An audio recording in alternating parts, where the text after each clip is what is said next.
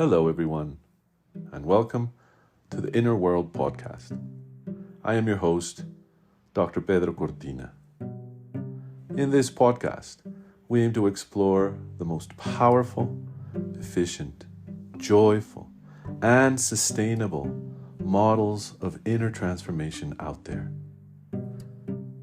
Thank you for joining us today.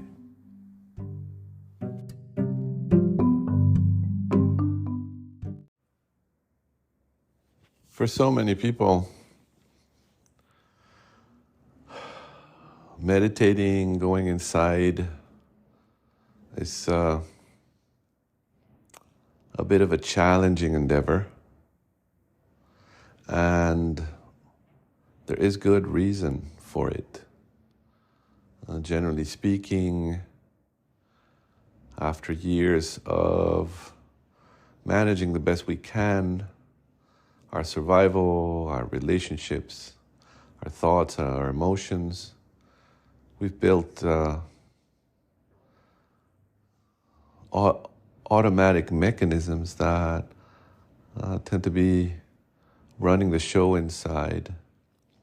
And when we look inside, when we move our attention, our awareness inside, we'll probably bump into those mechanisms, those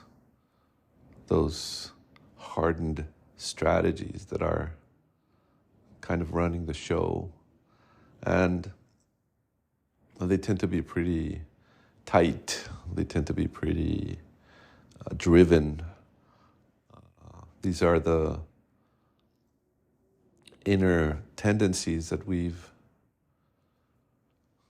developed just to be able to function in this world with the adversity we faced, with the challenges we faced, and because we haven't been invited or allowed ourselves to look into this inner dimension, it generally sets up automatically for each and every one of us. So what ends up happening is that it's often the case that when we go inside and move our attention inside, we generally bump into this very active, distractive, and sometimes even intense. Sometimes it's not intense, but this mechanism that's driving itself for the purposes of viability and survival. And the other thing that happens is when we do, we often notice this inner discourse, this inner voice, or these inner voices that tend to be, assessing, commenting, evaluating, basically everything in our lives. So it's as if when we decide to look inside at first, probably for some of us it was like being an intruder in a space that is running on its own, that it has been managing an internal dimension for some time. And it may feel at times distracting or even overwhelming or disconnecting, as if there's nothing that would make our awareness be received or be welcomed there. And if additionally to that we add, most meditations at first imply some form of interaction with that inner world, some form of guidance with that inner world, some form of exercise with that inner world. And so if there's this mechanism that's already going and we kind of show up, and additionally to showing up, we want to kind of start influencing how this mechanism works, how this um, how it drives itself, or start changing how it drives itself, there is going to be some resistance, because most of the mechanisms that have developed and hardened over time are mechanisms that, for some reason, our inner system identified as necessary for our survival.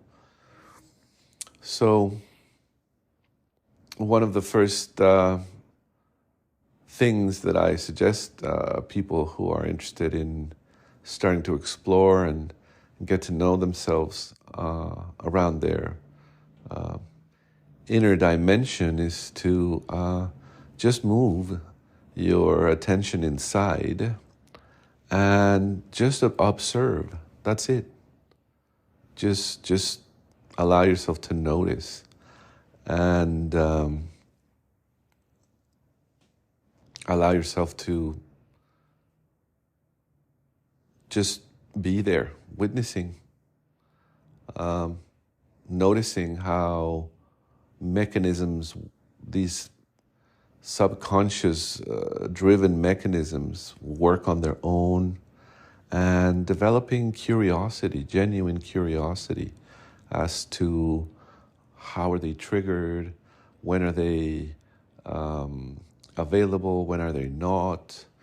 As time goes by, we can start to identify these different voices as if it were different sub-personalities of ourselves that are in there, and we can start even interacting with them to get to know them better. But the very, very first thing I would recommend is to just allow yourself a few minutes.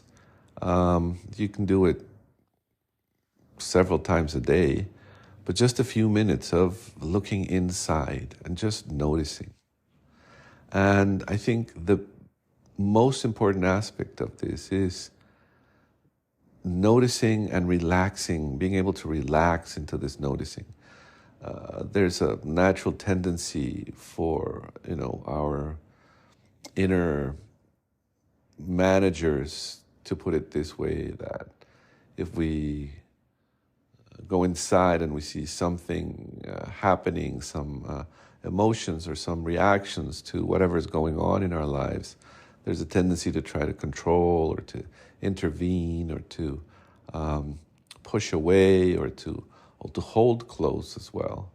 And if we interact with these mechanisms without first getting to know them, what generally happens is we get the reactive aspects or the protective aspects of these mechanisms fire up and actually resist our intervention.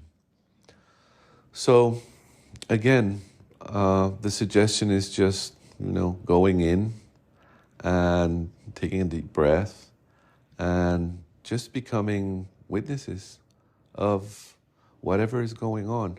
And what's most important is just relaxing into that, witnessing, allowing whatever is happening to actually happen as driven by these mechanisms. This doesn't mean we are putting ourselves at risk or in danger by allowing these mechanisms to do their thing. They have been already for many, many years, depending on your age and your past experiences. So this allowing is nothing risky. It's nothing that is going to put yourself in a situation where you could get, more sensitive or sad or whatever, because it's just, this is how they work, and this is how they've been working. The issue really is that we haven't taken the time to notice them, to get to know them, to get to, at some point, understand why and how they were formed, what beneficial perspectives must have been considered at the moment for these mechanisms to be formed and to be considered part of our survival strategy. So we just allow ourselves, as I was saying, to look inside. Breath is important because it allows for more capacity. It's like expanding our capacity to be there, to be available as witnesses, and then just relaxing into that with a very genuinely curious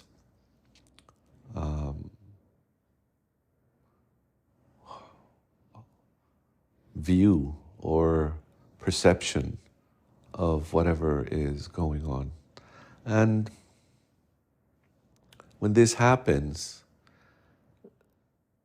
first of all, our system doesn't perceive our awareness, our directed awareness as something threatening or menacing or something that it needs to be concerned about, because we're not trying to push these survival mechanisms. We're not trying to manipulate them. We're not trying to fix them. We're not trying to dissolve them.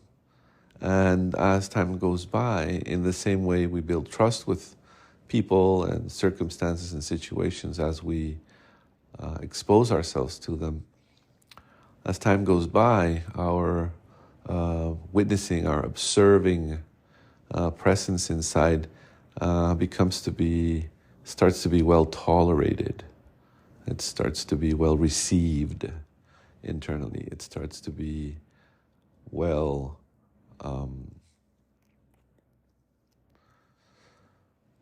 regarded internally by all these mechanisms.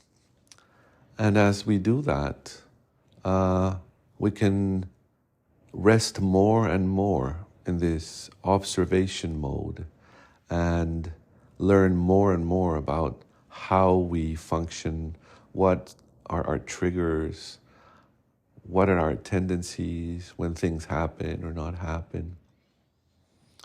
So curiosity is I would say, the most important aspect to this form of exploration. I've had many people, many clients, and it was the case for me as well when I started practicing meditation many years ago, that it was challenging, it was difficult. There was this need to fix something inside, this need to modify things, this need to change certain things, or this need to do exercises that would tend to push around those natural mechanisms. And this protective response from the mechanisms that are there and that are subconscious and that are a byproduct of our growing up, our trauma, our challenges, are very efficient. They have a way to sustain themselves and defend themselves in a very consistent way. So it's difficult to use meditation in that way.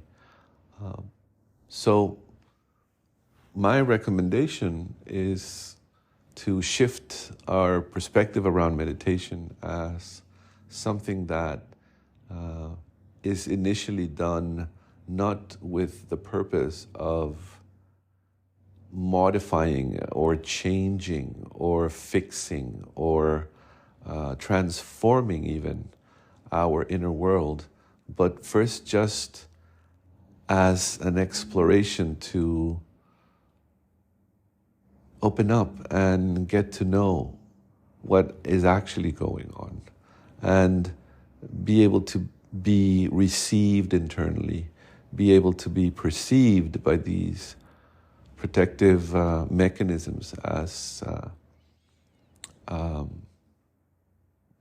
positive, loving, curious, compassionate presence rather than a judging and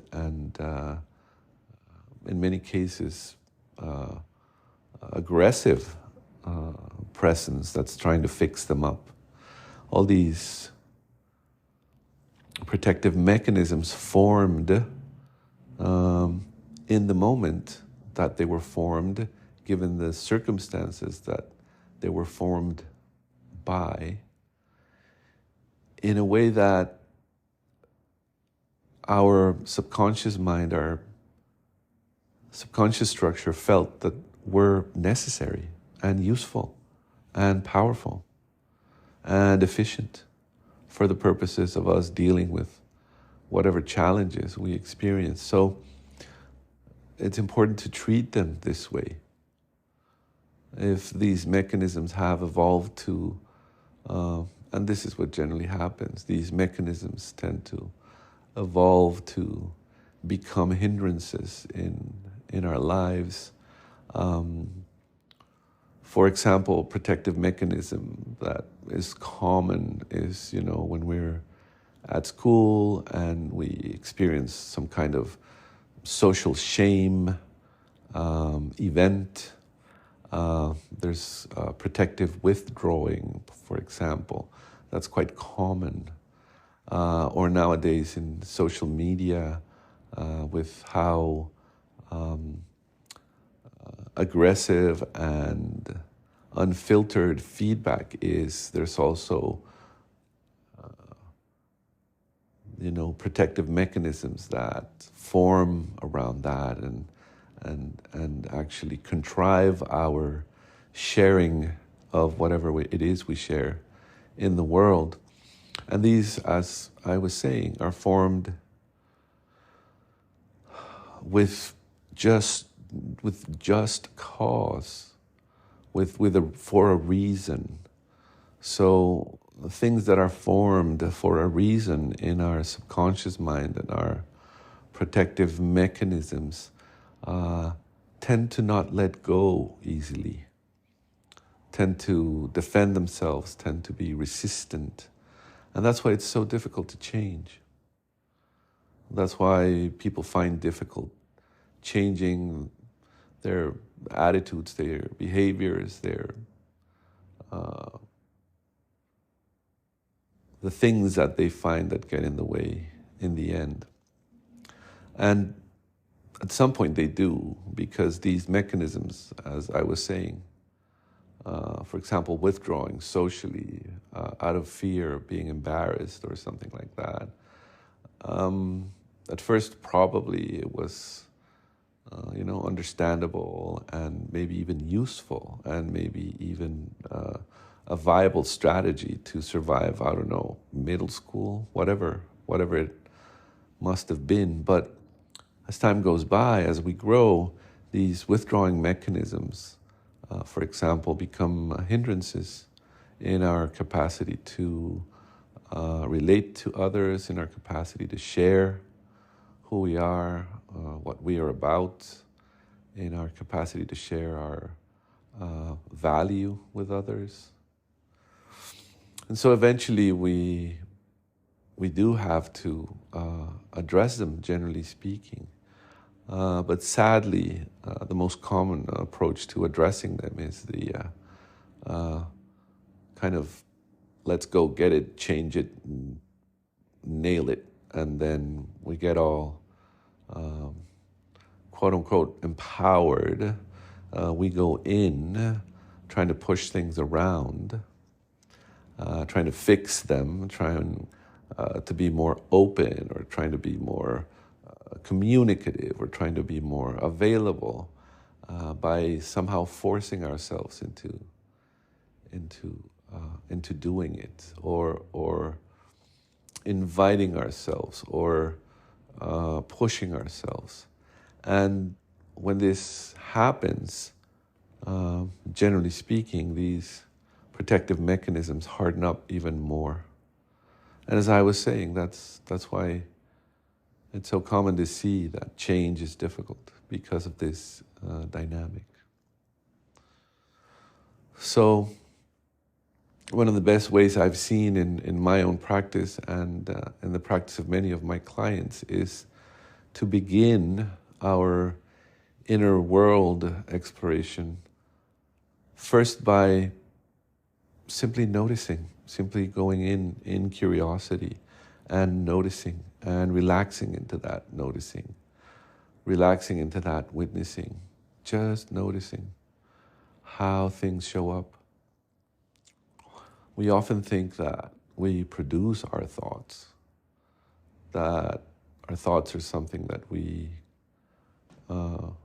control, or we're the source of, or we're the authors of our own thoughts. But if you actually take the time to sit down for a bit or lay down for a bit, take a few breaths and just open up to witnessing them, you'll notice that they have a life of their own.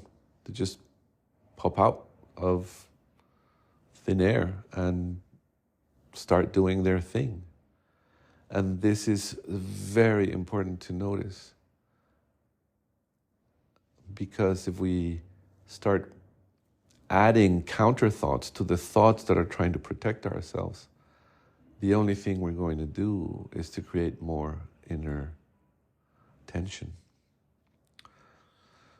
And so as we do this, and as we allow ourselves to relax into this witnessing, what begins to happen is that, as I was saying, our inner our being present inside starts to become a welcoming presence, instead of something that our system believes that it needs to resist or defend itself from. It starts to become a welcoming presence, a welcomed presence. It starts to become kindly and gently. It starts to become a spaciousness to hold whatever it is that is going on. And as we continue doing this, our capacity to hold whatever shows up inside in a compassionate and curious way begins to allow those mechanisms to relax and to notice on their own that they're probably not needed in the structure that they have been, or that they now need to update themselves because those defensive strategies are no longer needed. Or they start allowing themselves to not be as intense or as defensive as they have been, just by having ourselves notice internally and relaxing internally how they work. They begin to relax, they begin to let go. And this is when we can start to introduce some meditations that have a little bit more of content, or a little bit more of a strategy, or a little bit more of a structure to actually go deeper and allow for more spaciousness. Inner change is about providing ourselves spaciousness, not about providing ourselves the 7 rules for this, or the 6 principles for that, or the thing that you need to incorporate forcefully into your life so you can now get to where you need to be. It's about spaciousness.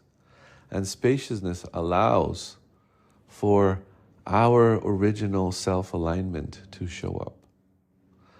So if there's one practice that I believe is deeply beneficial for everyone starting in a process of self-awareness or inner exploration, is to just become a kind, loving, compassionate, genuinely curious inner witness to whatever shows up inside and relax into that space, kindly and gently, a few minutes a day. The more we do it, the more at ease our system becomes with that presence. The less threatened it feels by us trying to go inside and shuffle things around and try to fix them. And this in turn, in its own turn and its own time, the more we practice, the better, of course, in its own time, generates enough spaciousness for these structures to allow themselves to reevaluate their protective principles, to notice that there are other more developed, more aware, more viable, more loving, more compassionate, more energy-given resources inside that hold the key to inner change, inner freedom, inner transformation, and ultimately to joy and happiness. There's no other outcome. We do this work because we want to be happy. We want to experience joy. We want to experience inner freedom. We want to experience this inner flow, this inner relaxation that moves naturally and effortlessly. And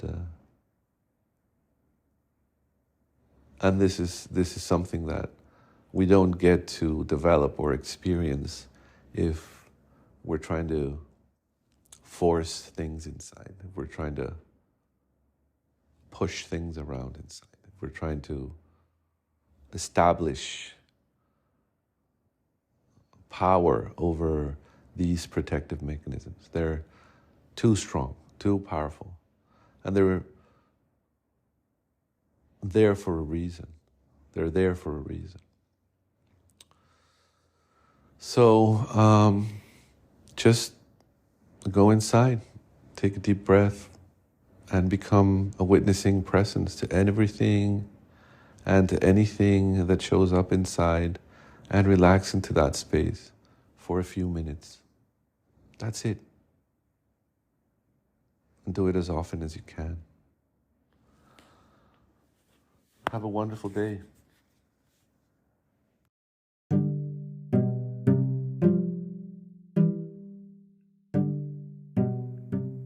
Thank you for joining us today. This is the Inner World Podcast, and I'm your host, Dr. Pedro Cortina. See you next time.